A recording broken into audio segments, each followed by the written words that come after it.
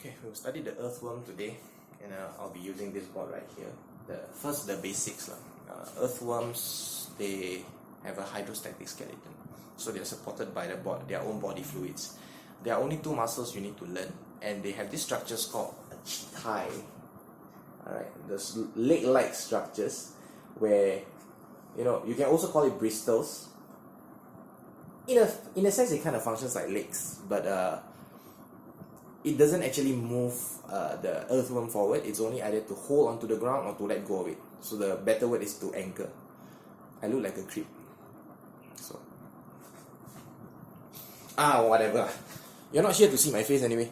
So to understand how the movement or earthworm happens, we have to look at the muscle structure. So there are two main muscles here, the outer circular and the inner longitudinal muscles. So the longitudinal muscle spans the entire body of the earthworm. So from the front to the end, anterior to posterior, and the circular muscles are, kind of like rings around the longitudinal muscles.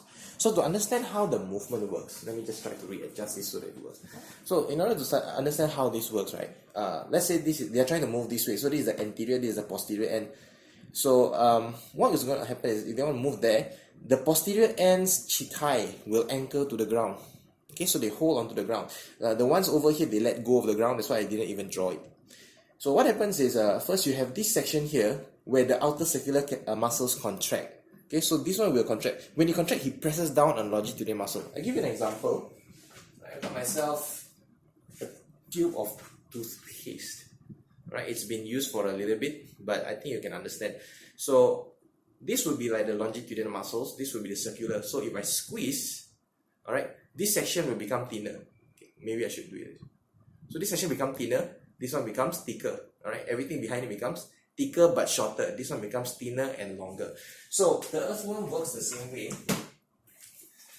This is the part that was squeezed by the outer circular muscles. So this one contracts, this one relaxes. So that when the inner longitudinal muscles relax, it becomes longer.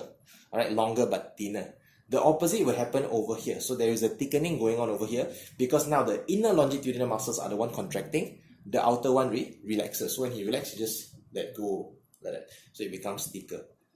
So at this point, I hope you understand everything. Okay, this is my first time doing this anyway. So now, this will cause this section here to be a little bit forward.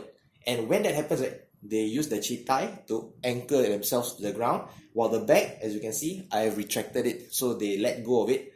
And now this fluid here, right, this thick fluid here, will continue moving to the back.